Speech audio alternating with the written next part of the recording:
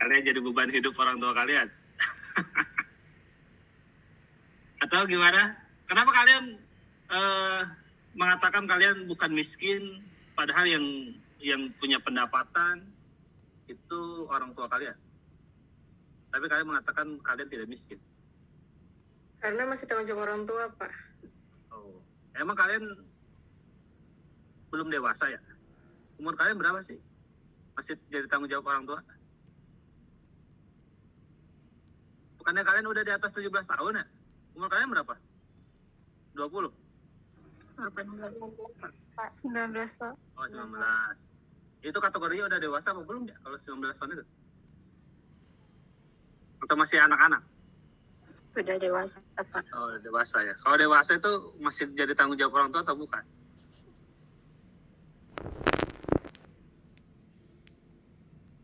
Gimana? Ada yang lain? Hai orang-orang kaya, coba. Ini orang-orang kaya nih. Luar biasa, saya senang sekali berada di antara orang-orang kaya. Ini kalian jangan sombong ya sama saya. Gimana, kenapa kalian mengatakan kalian bukan orang miskin? Saya miskin, Pak. Orang tua saya yang berpenghasilan. Si Arif terpengaruh oleh saya. Si Arif langsung aku dia orang miskin. Wah, Arif Arif di antara orang-orang kaya nih. Arif nanti ini meminta hak dari orang-orang kaya ini 2,5% kepada teman-teman yang lain. Gimana teman-teman yang lain tadi yang merasa kaya? Kenapa kalian mengklaim diri kalian kaya? Mungkin kalau di daerah saya, Pak, kalau belum menikah atau belum kerja itu masih tanggungan orang tua. Oh Jadi, gitu. ya, Pak. Berarti kalau nggak nikah-nikah, walaupun umurnya sudah 40 tahun, masih tetap kategorinya ini ya?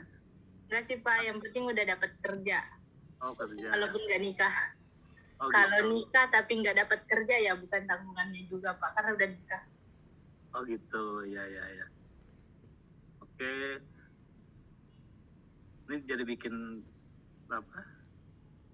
Saya masih miskin, Pak. Cuman lingkungan membuat saya terlihat kaya.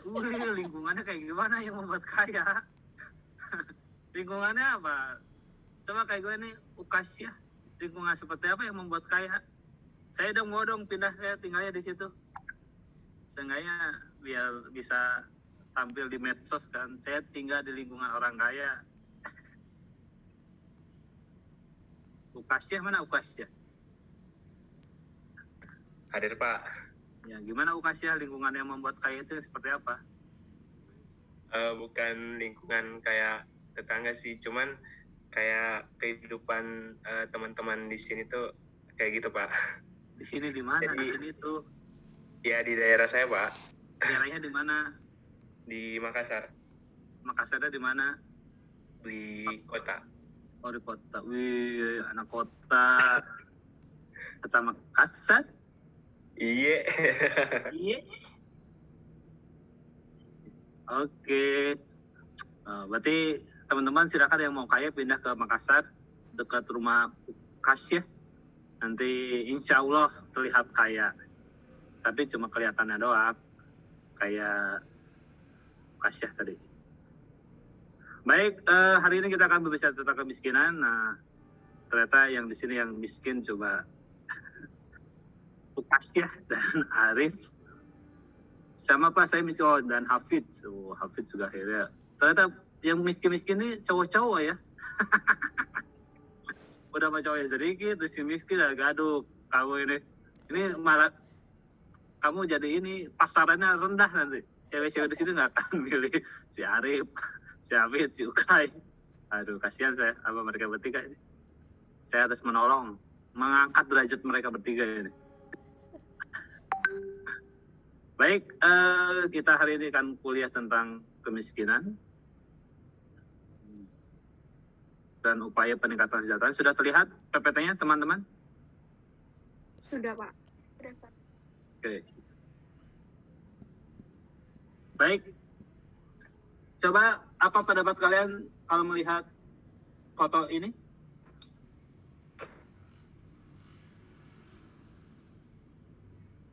Teman-teman, kalau melihat foto ini apa komentar kalian? Terjadinya ketimpangan, Pak. Kenapa kamu bisa menyimpulkan seperti itu? Yang satu makannya kayak gitu, satu makannya di makan enak itu, Pak, makan KFC. Oh gitu. Oh, itu KFC ya? Saya nggak tahu itu. Oke, yang lain? Ini mencarikan ketimpangan tadi menurut Jikra ya. Hafid, gimana Hafid? Sama pakai juga ketimpangan, tapi dilihat dari bahaya dari Dari apa? makannya Pak yang di kiri itu belakang, yang sebelah itu Oh ya. di meja yang sebelah ini pakaiannya udah Oke, baik. Memang bisa terlihat ya, yang mana yang miskin, mana yang kaya sudah bisa terlihat ya. Tadi kalau dari jawaban jika ada Hafid, yang gambar sebelah kiri anak miskin ya, kalau yang sebelah kanan anak orang kaya berarti ya, bukan miskin lagi. Bisa terlihat dari tadi kalau Jika dari bajunya, dari tempat duduknya, dari juga cara makannya ya, dan menu makannya. Kalau ini teman-teman, apa pendapat kalian?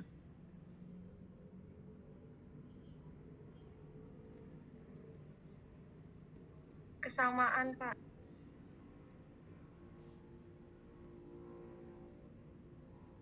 Kesamaan? Gimana? Maksudnya perbedaan, Pak. Kenapa perbedaan? Apa maksud dari perbedaan? Jadi ya kesamaan tuh artinya disama, kayak harusnya tuh derajatnya tuh kan manusia biasanya lebih tinggi, tapi di sini sama gitu derajatnya. Nah, perbedaannya justru yang lebih rendah derajatnya manusia gitu. Oke. Yang lain ada pendapat dari foto ini?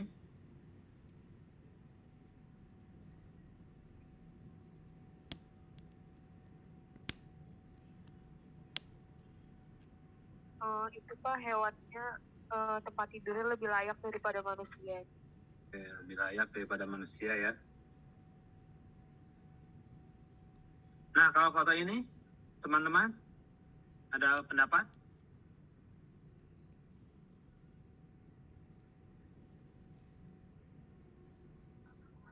Kawasan kumuh di tengah megahnya kota. Oh gitu, ada pemukiman kumuh ya di tengah-tengah, di belakangnya bangunan yang megah. Nah, di foto-foto ini memang menunjukkan ya, pertama tadi kondisi, ya ini sebenarnya kondisi yang anak kecil ini ketimpangan ya, yang satu sangat hidup layak, dan satu lagi anak kecil yang makannya bahkan tidak pakai alas, lalu juga yang anjing dan seorang yang tidur mungkin ini di jalanan ya. Nah, ini mungkin bagi kita jiwa humanisme kita terganggu ya melihat foto yang kedua ini. Kita yang manusia pasti akan terganggu melihat foto ini, di mana ada yang sesama manusia, yang sesama kita itu malah tidurnya di pinggiran jalan, dan sedangkan ada anjing yang terlihat amat sangat nyaman tidurnya. Dan di satu sisi, dan gambar terakhir, gambar tentang kondisi pemukiman kumuh ya, yang di satu dia di belakangnya pemukiman yang sangat bagus lah, sangat layak. Oke. Nah, ini menunjukkan contoh kehidupan paradoks ya di negeri ini. Nah, ini berikutnya, teman-teman ada komentar dari foto ini?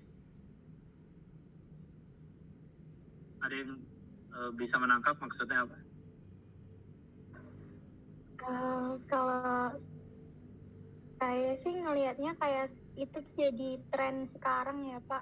Kalau Mbak Najwa bilangnya apa ya kemarin itu, Pokoknya intinya seseorang itu menjadikan orang lain sebagai orang yang membutuhkan itu sebagai objeknya dia, jadi buat kayak konten gitu, buat naikin engagementnya dia di sosmed.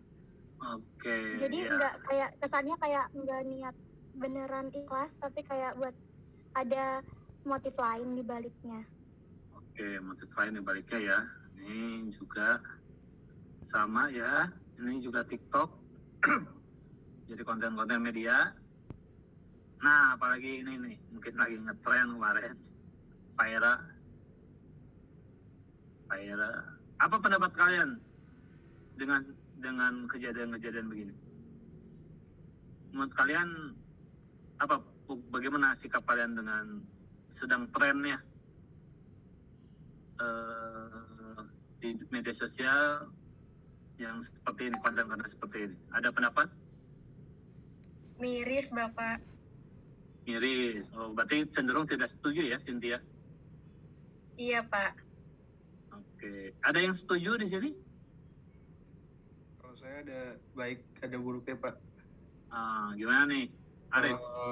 Buruknya sih ya mungkin karena kalau beberapa orang mungkin ada yang itu tuh dijadiin buat objek doang biar kayak kelihatannya baik gitu. Tapi ada juga yang emang baik, itu tuh kayak nimbulin ini loh, mungkin sesama influencer tuh jadi numbuhin rasa ini loh, membantu sesama ke orang-orang juga gitu. Karena emang ada beberapa konten yang akhirnya yang lain tuh pada ikut-ikutan mungkin. Ya itu jadi lebih banyak ngebantu orang sih Pak, kalau yang dari baiknya. Nah kalau yang buruknya tadi sih ada yang ngejadiin objek emang semata-mata bikin konten itu buat konten aja gitu, bukan buat ngebantu. Tapi ada juga yang mau ngebantu gitu Pak. Gitu menurut saya sih Pak. Oke, baik. Kalau menurut Arif ada sisi baik dan buruknya ya. Sisi baiknya ya dia memang membantu orang-orang miskin itu. Yang kedua ya memang sekedar jadikan objek. Yang lain? Apa sikap kalian? Kalau saya lihat dari baiknya juga ini sih Pak, kadang kan di TikTok banyak video gitu, itu membuat kita kayak lebih bersyukur, terus kayak ada niatan aku juga mau sedekah sedikit-sedikit gitu, kalau dilihat lagi baiknya gitu Pak. Oke. Dari sisi baiknya ini mampu menginspirasi ya orang-orang untuk juga berbuat baik seperti ini, atau berbagi-bagi uang, berbagi-bagi rezeki ya pada orang lain. Yang lain? Saya Pak, ya silakan Anggun. kalau dari saya yang sisi baiknya lagi ya Pak, kan misal ada yang ini kita ambilnya yang positif, yang benar-benar mau bantu, tapi yang dia tuh mau bantu tapi kenapa dibikin konten, mungkin karena sisi baiknya tuh dia juga butuh duit kan Pak. Nah uangnya kan juga sebagian nggak buat dia aja, tapi dia tuh lebih biar ngembangin lagi, biar bisa membantu lebih banyak lagi gitu loh Pak. Jadi dia tuh mau membantu tapi nggak cuma membantu sekali 2 kali, tapi dibikin konten dia dapat uang biar bisa bantu lebih banyak lagi gitu sih Pak. Oke. Agar dia bisa membantu lebih sering, akhirnya dibuat konten ya, sehingga dia juga dapat keuntungan dan akhirnya bisa terus memberi dan memberi. Baik, ini yang positif terus dari mana yang tidak Saya setuju? Pak. Saya Pak. Saya tenang. Coba Ukay dipanggil Ukay. Ukas. Iya. Kalau dari ini ya konten begini tuh, kalau misalnya dilihat sisi negatifnya, sebenarnya dilihat dari kasihan ke orang yang jadi target itu Pak. Karena biasanya orang-orang yang buat konten ini malah jadiin target itu kesempatan jadi terlihat kayak orang bodoh. Seperti misalnya ada konten yang biar dia dikasih duit dia harus ngelakuin apa dulu, kayak menari kayak orang konyol gitu Pak. Jadi kayak kesannya kayak ngerendahin orang itu Pak, seperti itu. Oke, baik. Ada sisi yang merendahkan ya, merendahkan derajat orang lain karena dia dianggap lebih rendah dari yang memberinya, sehingga sedangkan yang satu lagi yang dia cenderung butuh uang, sehingga ketika diminta apapun walaupun terkesan tadi kegiatan-kegiatan atau tindakan-tindakan bodoh, nah itu malah merendahkan derajat manusia. Baik, terima kasih Upas. Tadi Cynthia, silakan. Ya, Bapak, menurut saya kalau misalnya motivasinya memang betul-betul mau memberi, lebih baiknya kan tidak diketahui ya. Jadi yang mengetahui antara yang memberi dan diberi saja gitu. Lalu untuk menanggapi yang jawaban teman tadi, berasumsi bahwa ketika mereka memberi lalu dapat uang dari keuntungan itu lalu diberikan lagi kepada yang lain, itu kan berarti bukan lagi memberi dengan tulus hati mau memberi gitu, tapi kayak apa ya, kalau misalnya dia mau memberi ya beri apa yang ada pada dirinya gitu, yang menjadi kecukupannya gitu, bukan menjadi, kan artinya kalau misalnya mencari keuntungan dari yang AdSense itu untuk memberi lagi, berarti kan dia tidak memiliki kapasitas untuk memberi lebih banyak gitu. Jadi kenapa nggak memberi semampu dia aja, tapi ya cukup dia yang tahu gitu dengan Tuhan dan orang yang diberi. Kenapa harus ada kayak konten-konten gini gitu sih Pak, kalau dari saya. Oke, baik. Terima kasih. Ini memang akan menjadi isu kontroversi ya. Dan karena topiknya tentang kemiskinan, saya masukkan di sini. Dan ternyata kalau kita nonton ini dari narasi ya, dari narasi coba menghitung nih keuntungan Baimbong dari konten kemiskinan, dan ternyata cukup banyak ya yang didapatkan dari konten-konten seperti itu, dan konten-konten yang terkait dengan kemiskinan di Baimbong ternyata juga cukup banyak muatan-muatan konten yang terkait itu.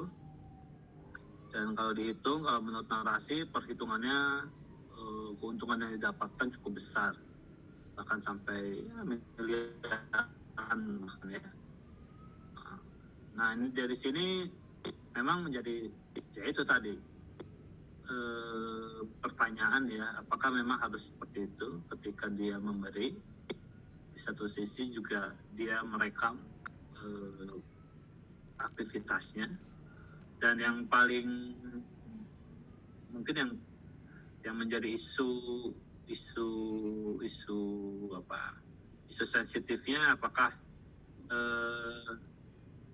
ini layak untuk dipertontonkan ke masyarakat lebih luas.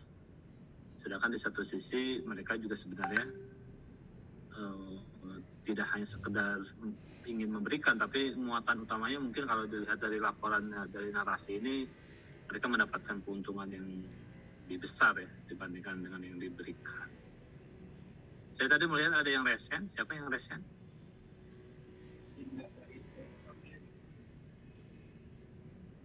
Ada yang komentar? Iya, Hafiz, suaranya lebih diperjelas. Pak. Iya. Suaranya kurang jelas, Hafiz. Halo Pak. Ya. Pak. Oh udah. Maaf ya Pak, agak teriak-teriak. Ini jaringannya kurang.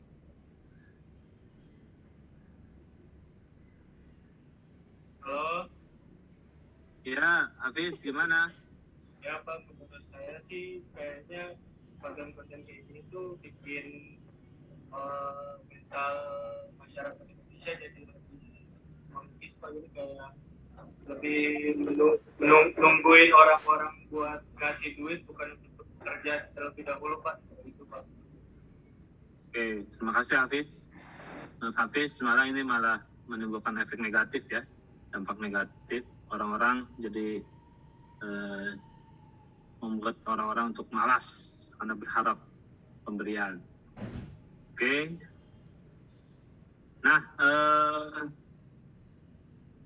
ya ini memang paradoks ya, kemiskinan ini. Apakah ini juga termasuk, apakah memang kemiskinan ini adalah hukum alam, sunatullah, seperti siang malam, hitam putih kayak miskin. Jadi itu sudah hukumnya, ada yang miskin, ada yang kaya. Lalu apakah memang ini ketentuan ya, karena itu tadi ketentuan, jadi nasib yang diberikan Tuhan. Apakah memang karena memang persoalan struktural, dari ada hal-hal di luar kehendak dia karena masalah struktural sehingga menyebabkan seorang itu menjadi jatuh miskin. Nah, ini juga terkait dengan ketimpangan sosial ya, ketimpangan pendapatan, akses, pemanfaatan sumber daya alam yang tidak merata. Nah, ini salah satu contoh-contoh persoalan struktural. Atau memang juga ada konstruksi ya kesadaran miskin yang tidak dimiliki. Karena konstruksi kesadaran miskin yang tidak dimiliki, dia apakah dia sadar kalau dia miskin atau tidak. Dan juga mungkin juga dibuat juga konstruksi oleh orang lain kemiskinan itu seperti apa.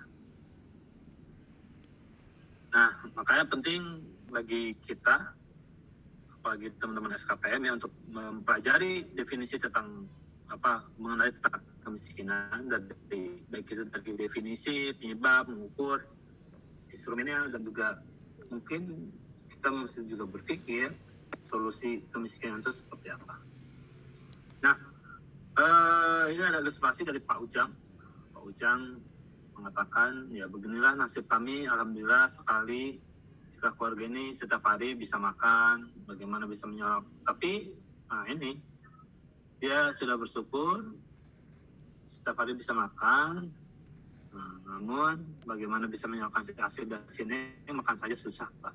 Nah, ini salah satu kutipan dari Pak Ujang, warga desa ya, yang dia masih tetap bersyukur bahwa dia bisa makan, tapi kalau untuk menyekolahkan anaknya, dia kesulitan karena selama ini apa yang dia lakukan, apa yang dia kerjakan hanya mampu untuk memenuhi kebutuhan makannya saja. Nah, lalu apa itu kemiskinan? Nah, kemiskinan memang tadi saya kira dari pernyataan teman-teman ya, bahwa kemiskinan adalah kondisi di mana seseorang atau sekelompok yang tidak dapat memenuhi kebutuhan-kebutuhan dasarnya. Jadi ketika kita dianggap dan kita tidak mampu memenuhi kebutuhan-kebutuhan dasar, dan kita akan dikategorikan sebagai miskin. Nah, apa itu kebutuhan-kebutuhan dasar itu? Nah, ini kebutuhan-kebutuhan dasar itu yang bisa jadi dari setiap komunitas, kelompok itu berbeda-beda. Apa definisi dari kebutuhan-kebutuhan dasar?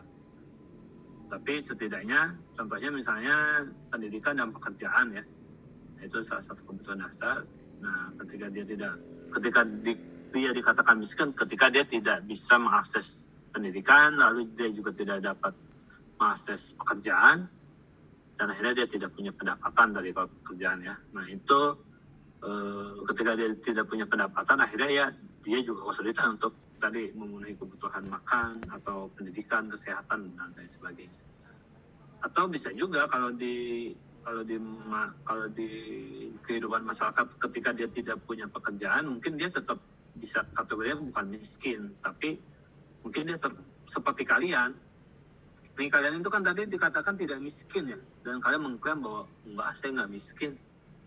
Kenapa kalian nggak miskin? Ya karena saya bisa memenuhi kebutuhan dasar. Kenapa kalian bisa memenuhi kebutuhan dasar? Ya karena sudah ada tersedia. Siapa yang menyediakan? Orang tua. Walaupun kalian tidak bekerja kan, tapi kalian bisa memenuhi kebutuhan dasar kalian. Nah, memang kalian bukan kategori miskin, karena kalian mampu memenuhi kebutuhan dasar kalian, walaupun itu ditanggung oleh orang tua. Nah, di kehidupan di masyarakat pun ya bisa jadi dia mungkin bukan orang miskin kalau memang dia terpenuhi kebutuhan dasarnya. Walaupun dia tidak punya pekerjaan, tapi dia terpenuhi kebutuhan dasarnya, nah, dia bukan miskin, dia tidak miskin juga, karena kebutuhan dasar itu bisa dia terpenuhi. Walaupun apa itu kebutuhan dasar, mungkin setiap kelompok masyarakat, komunitas itu berbeda-beda ya kebutuhan dasarnya apa saja. Tapi semakin kesini kita bisa mengkategorikan, mengeneralkan kebutuhan dasar itu setidaknya ya masalah pangan, papan, ya kan, sandang, nah itu sudah menjadi kesehatan, nah itu pendidikan, itu menjadi kebutuhan dasar ya. Kebutuhan orang tidak terpenuhi itu akan sangat terganggu kehidupannya. Pada prinsipnya kebutuhan dasar itu ketika dia tidak terpenuhi, maka kehidupan dia akan sangat terganggu dan akan bisa dia mengganggu kehidupan dia, berbahaya. Nah, ini yang menjadi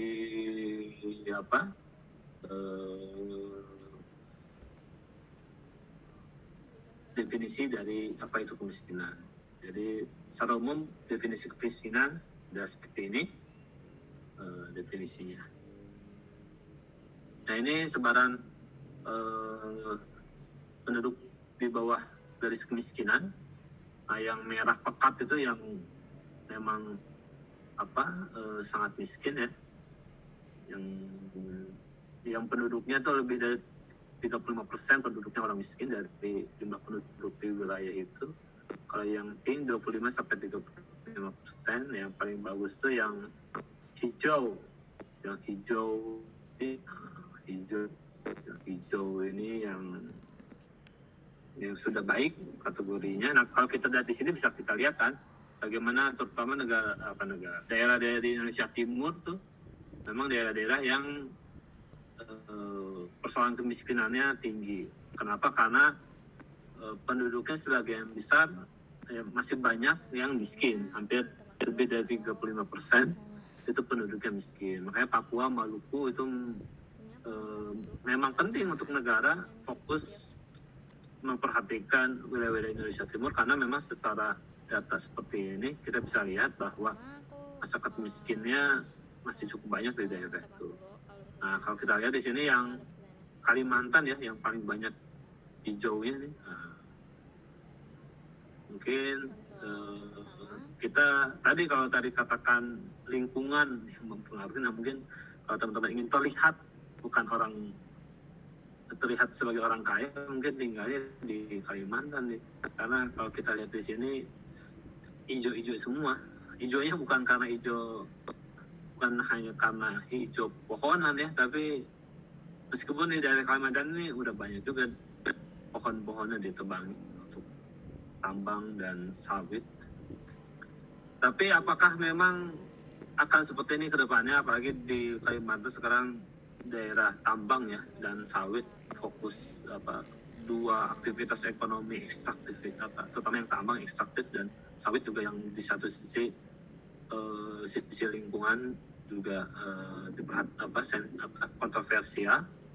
Nah, kedepannya memang ketika daerah-daerah pertambangan itu akan habis, apakah tetap akan sejahtera atau ini menjadi bom waktu bagi Kalimantan ketika hutan-hutannya sudah ditebangi beberapa tahun kemudian, apakah akan tetap harusnya pemerintah jangan sampai nanti seperti daerah-daerah terutama di Indonesia Timur. Kita bisa lihat di sini ya bagaimana sebaran kemiskinan. Oke. Nah, ini kalau ini penduduk miskin di Indonesia menurut provinsi memang di Jawa ini yang paling banyak. Kenapa? Karena sebagian besar penduduk Indonesia tinggalnya di Jawa. Sebagian besar penduduk tinggal di Jawa, sehingga memang jumlah penduduk miskinnya walaupun secara persentase yang paling banyak merah pekat itu ada terutama di Indonesia Timur, tapi karena memang jumlah penduduk mereka juga sedikit. Nah, kalau berdasarkan jumlah penduduk ya tetap aja yang paling banyak jumlah penduduk miskin tetap aja di Jawa, karena 60% lebih penduduk Indonesia kan tinggalnya di Jawa gitu. Jadi kalau dijumlahkan, diakumulasikan tetap aja di Jawa yang paling banyak orang miskin. Nah, kalau kita lihat bagaimana peningkatan angka kemiskinan di masa pandemi, tidak hanya di masa pandemi, tapi di sebelum pun, kalau teman-teman bisa cek di BPS itu pasti jumlah penduduk miskin di pedesaan itu lebih banyak dibandingkan yang di perkotaan. Nah, ini dan akhirnya berciri desa ya, kemiskinan itu berciri desa.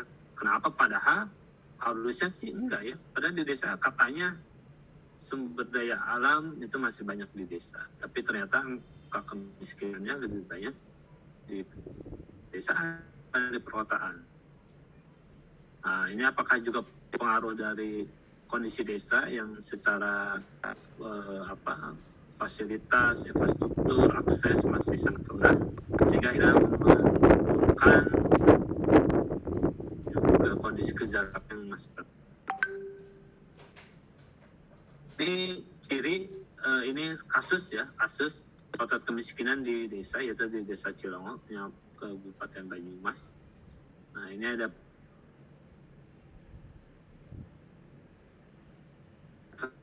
ada di Desa Cilongo. Ini ternyata data desa presisi, ini data desa presisi yang kita sudah melakukan.